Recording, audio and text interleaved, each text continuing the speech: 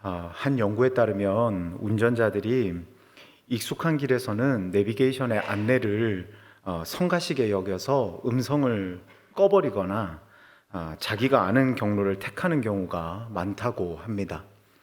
그런데 아이러니하게도 정작 마음대로 가는 사람들이 내비게이션보다 도착 시간이 더 길어질 때가 또한 많다고 합니다. 저도 마찬가지인데 내비게이션은 강변북로 타라는데 아니 나는 올림픽대로 탈 건데 도착해 보니까 10분 이상 늦어지고 막 이런 경우들. 예전에는 올림픽대로가 안 막혔는데 이번에는 막히고 뭐 이런 것들을 중간중간마다 뭐 적잖게 경험할 때가 있습니다. 그런데 이와 같은 모습들이 비단 운전에만 적용되는 것은 아닌 것 같고요. 신앙 안에도 이런 부분들이 적용될 때가 참 많이 있다라는 것이 우리로 하여금 많은 것을 생각하게 하는 부분인 것 같습니다. 오늘 우리가 읽은 본문에는 인생의 길 한복판에서 자기 경험을 가장 신뢰할 만했던 한 사람이 정작 무엇을 경고히 붙들었는지 그리고 무엇을 끝까지 원했는지를 설명하고 있습니다. 그런데 그 한 사람의 이름이 바로 모세입니다.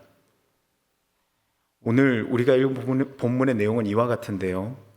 이스라엘 백성에게 있었던 금송아지 사건 이후에 있었던 장면들을 보여주고 있는 것이 오늘 본문의 내용입니다.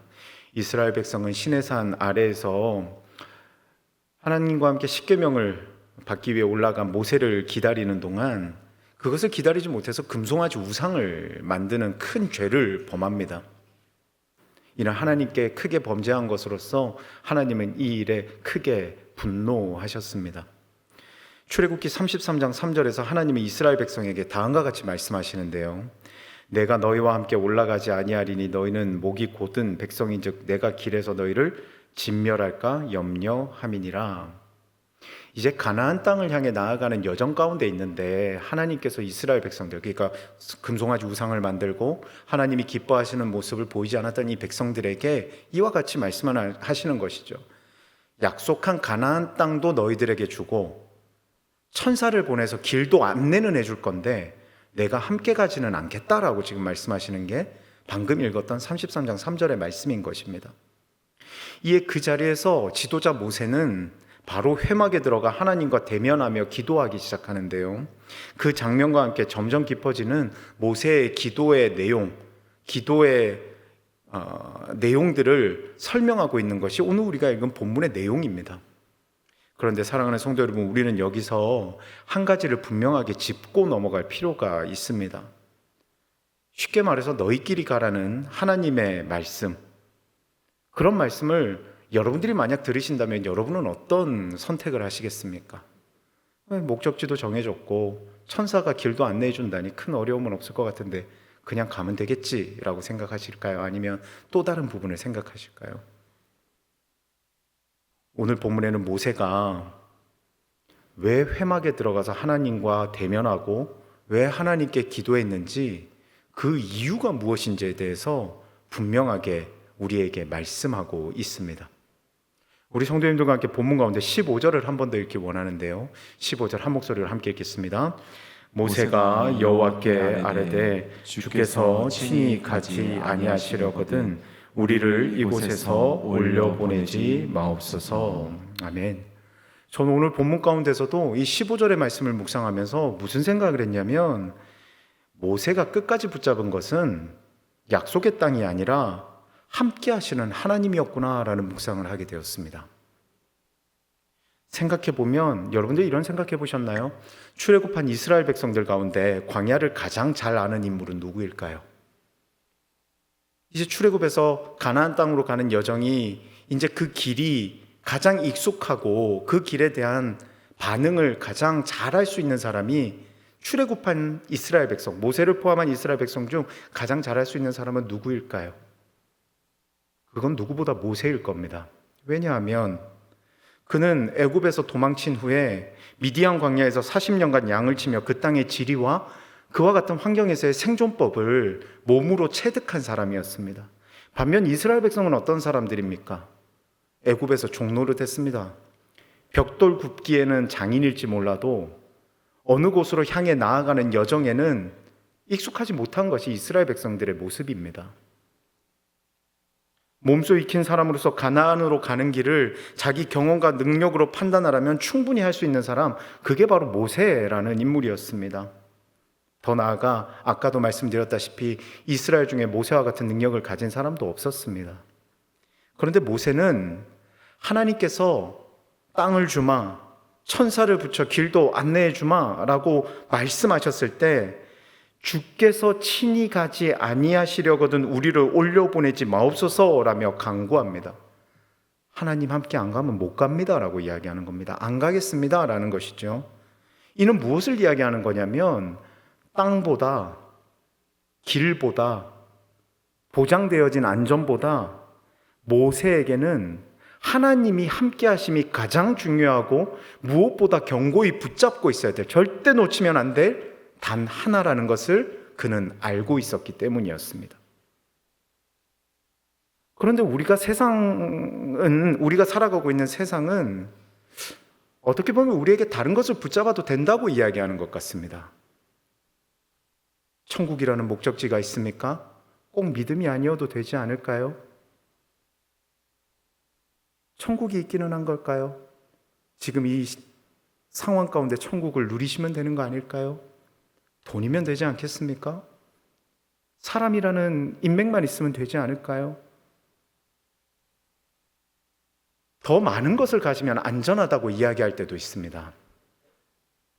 사랑하는 성도 여러분, 우리는 지금 무엇을 견고히 붙잡고 있습니까? 여러분은 무엇을 가장 우선적으로 붙들고 계십니까? 우리는 종종 하나님께 선물을 구하면서 정작 주시는 하나님은 망각해버릴 때가 많이 있는 것 같습니다. 건강을 구하면서 건강을 주시는 하나님은 잊어버리고요. 형통을 구하면서 형통케 하시는 하나님은 잊어버릴 때가 있습니다. 응답은 간절히 원하면서 응답하시는 그분과 함께 걷는 일에는 무관심할 때가 많더라라는 것입니다. 하나님께서 땅은 줄 테니 나 없이 가라고 하실 때 땅이라도 주시니 감사합니다라며 벌떡 일어나서 뛰쳐나가는 모습이 우리들 가운데 발견될 때가 참 많이 있더라라는 것입니다. 하지만 우리는 오늘 본문에 등장하는 모세의 모습을 기억해야 합니다. 모세는 경험도 있었습니다. 가나안 땅까지 데리고 갈 수 있는 능력도 있습니다. 이스라엘 백성을 이끌 수 있는 힘도 있습니다. 이미 10가지 재앙을 앞서서 행했던, 하나님의 능력을 힘입어 행했던 그 모세의 모습을, 그 소문을, 홍해를 건널 때 그 앞서 있었던 모세의 모습을 이스라엘 백성도 모두가 보았기에 모세가 가자라고만 하면 움직일 사람들이 분명히 있었을 것입니다. 그만큼 모세는 능력과 힘이 있고 경험이 있는 사람이었습니다. 그러나 모세는 하나님을 놓치지 않습니다. 니들끼리 가라 라고 했을 때 하나님 안 됩니다 라고 하면서 하나님께 기도하고 하나님과 대면하는 것을 먼저 선택하는 모습이 모세에게 있더라라는 것입니다. 히브리서 기자도 우리에게 하는 말씀이 바로 이것입니다. 히브리서 3장 14절에 보니까 우리가 시작할 때 확신한 것을 끝까지 견고히 잡고 있으면 그리스도와 함께 참여한 자가 되리라. 끝까지 붙잡아야 할 것은 내 경험도, 내가 받은 복도, 그 어떤 것도 아니라 주님을 붙들 때 가능하다라고 이야기하는 것입니다. 사랑하는 성도 여러분, 여러분이 할 수 있어도, 아니 할 수 있을 것 같아도, 다른 것이 매혹적이라도 하나님을 견고히 붙드는 것에 최선을 다할 수 있는 저와 여러분 되시기를 주님의 이름으로 축원합니다. 할 수 있을 것 같은데 못합니다. 할 수 있을 것 같은데 안 됩니다. 이어서 성도님들과 함께 본문 18절을 한 번 더 읽기 원하는데 함께 읽겠습니다. 모세가 이르되 원하건대 주의 영광을 내게 보이소서. 저는 오늘 본문 가운데 말씀을 묵상하면서 두 번째로 이 본문 18절을 묵상하며 무슨 생각을 했냐면, 모세의 기도는 주시옵소서에서 멈추지 않고 주를 보여주시옵소서라고 발전되어 갔구나라는 것에 집중하게 되었습니다. 이것이 바로 믿는 자의 기도의 성장이구나라는 묵상을 해보았습니다. 본문 속 점점 깊어지는 모세의 기도를 따라가 보면 적잖이 놀랍습니다. 처음인 13절에서는 주의 길을 내게 보이소서라고 간구합니다. 주의 길을 내게 보이사. 주의 길을 내게 보이사. 이는 모세가 하나님이 일하시는 방법을 알고 싶다라는 것입니다. 하나님이 일하시는 방법을 내가 알기를 소원합니다, 이야기하는 겁니다. 그러나 거기서 멈추지 않고 이어지는 15절을 볼까요? 15절에서는 주께서 친히 가지 아니하시려거든 우리를 올려보내지 마옵소서라며 하나님이 함께 하셔야 된다라는 기도를 합니다. 어떠한 상황 가운데 문제가 발생했을 때 이 문제가 하나님 어떻게 해결해야 됩니까? 그 해결점을 알았으면 좋겠습니다가 시작이었다면, 두 번째로는 이 상황 가운데 하나님이 함께 하시면 됩니다라고 이야기하는 발전을 이루게 되는 거죠. 근데 여기서 그치지 않습니다. 결론적으로 마침내 18절에 이르러 그는 그의 갈망을 정점에서 터뜨려 버리는데요, 원하건대 주의 영광을 내게 보이소서라며 부르짖습니다. 이것이 무엇을 이야기하는 거냐면, 무언가를 얻기 위한 기도가 아니라, 문제 해결이나 하나님이 함께 해주셔서 뭔가를 요구하는 그런 게 아니라, 일하시는 하나님, 함께 하시는 하나님을 넘어서 주의 영광, 하나님 그 자체를 갈망하는 기도로 성장해 가더라라는 것입니다. 성장해 가더라. 그런데 우리는 기도할 때 어디에 머물러 있습니까? 저와 여러분의 기도가 13절에 혹은 13절 이전에 머물러 있지는 않은지 우리는 점검해 볼 필요가 있습니다. 이것 해주세요, 저것 해결해 주세요, 이 문제만 풀어주세요. 물론 이와 같은 간구도 하나님께서 들으십니다. 하나님께서 역사하십니다. 저도 그런 기도했거든요. 결혼하게 해주세요. 결혼했지 않습니까? 그러니까 이런 것들이 있어요. 요구하면 구해져요, 얻어져요, 다 된단 말이에요. 그러나 우리의 기도가 한 번도 주님 당신을 더 알기 원합니다, 당신의 영광을 보길 원합니다로 나아가 본 적이 없다면 우리는 하나님을 수단으로 여기고 있지는 않은지 냉철하게 분석하고 회개할 수 있어야 합니다. 맨날 우리의 기도가 해주세요, 해주세요, 해주세요. 하나님이 해결해 주시는 분, 나의 문제를 해결하는 수단, 그렇게 여기고 있지는 않은지 점검해 봐야 된다는 것입니다. C.S. 루이스가 영광의 무게라는 글에서 이런 통찰을 남긴 적이 있습니다. 한번 보시죠. 우리는 너무 쉽게 만족하는 존재라서 무한한 기쁨이 우리에게 주어졌는데도 마치 빈민가 뒷골목에서 진흙파이나 만들며 노는 아이처럼 바닷가에서 누리는 휴가가 무엇인지조차 상상하지 못한다는 것입니다. 우리는 너무 강한 것을 원하는 것이 아니라 너무 약한 것에 만족하며 멈춰서 있다는 것입니다. 우리의 문제는 너무 큰 것을 구하는 것이 아니라 너무 작은 것에 만족하고 있는 것은 아닌지 생각해 볼 필요가 있습니다. 하나님이라는 무한한 영광이 우리 앞에 펼쳐져 있는데 우리는 진흙파이 같은 작은 응답 하나에 만족하며 더 깊이 나아가는 것을 멈추고 있다라는 것입니다. 그러나 본문 속 모세는 어떻습니까? 이와는 전혀 다르죠. 그는 진흙파이가 아니라 하나님 화를 삭혀주세요, 하나님 함께 해주세요, 그거를 뛰어넘어서 주의 영광을 원하는 겁니다. 하나님 자체를 원하는 겁니다. 하나님만을 원하는 것입니다. 사랑하는 성도 여러분, 여러분의 갈망은 어디까지 자라 있습니까? 여러분의 기도는 어디까지 자라 있습니까? 시편 기자도 같은 갈망을 고백했는데 시편 27편 4절에 보니까 내가 여호와께 바라는 한 가지 일 그것을 구하리니 곧 내가 내 평생에 여호와의 집에 살면서 여호와의 아름다움을 바라보며 그의 성전에서 사모하는 것이라. 이 시편 27편 4절의 저자가 누구입니까? 다윗입니다. 다윗이 평생 구한 한 가지가 무엇이었습니까? 그는 왕위도 승리도 안전도 아니었습니다. 여호와의 아름다움을 바라보는 것. 모세의 원하건대 주의 영광을 보이소서 하고 똑같은 것을 다윗도 구했던 것입니다. 다른 그 무엇 주시면 좋지요. 근데 그게 우선순위가 아니고요.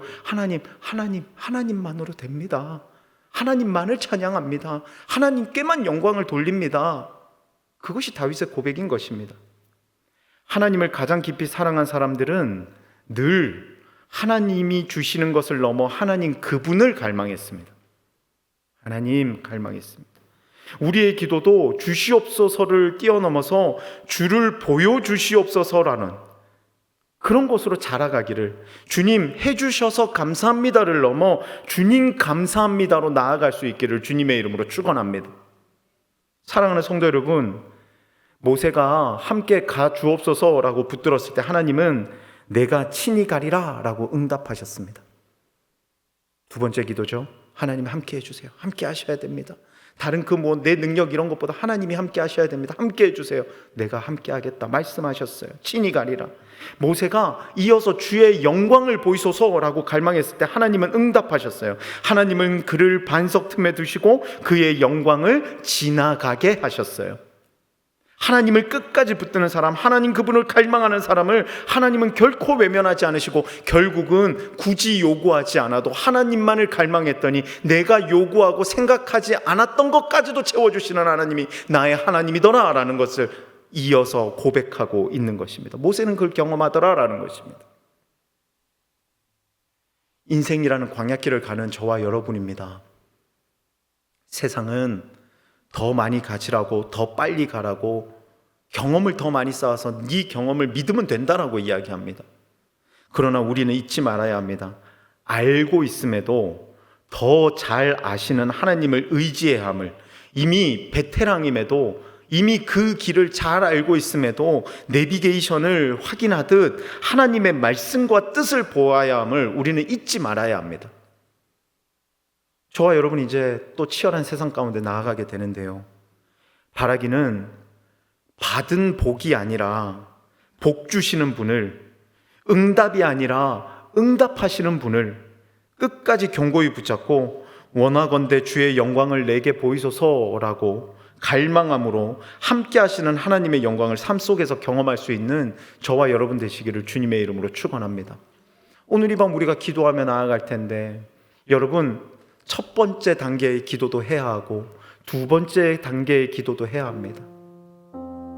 그리고 우리 마지막으로는 세 번째 단계의 기도도 할 수 있었으면 좋겠습니다. 하나님,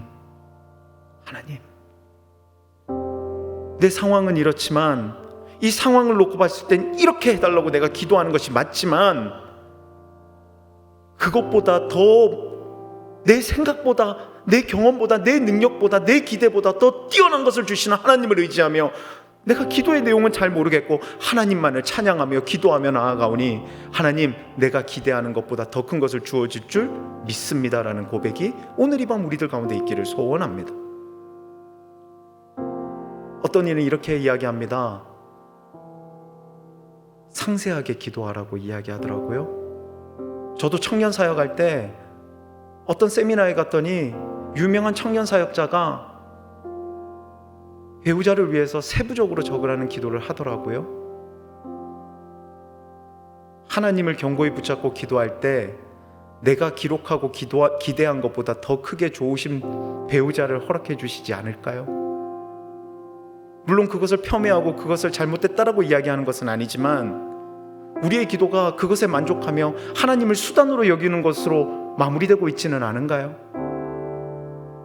여러분은 여러분이 기대하는 것만 요구하고 내가 기대하는 것이 해결되어질 때 감격할 뿐, 견고히 붙잡아야 될 대상이신 하나님이 나보다 나를 더 잘 아셔서 해결해 주셨을 때 감사가 상실되고 있지는 않으신가요?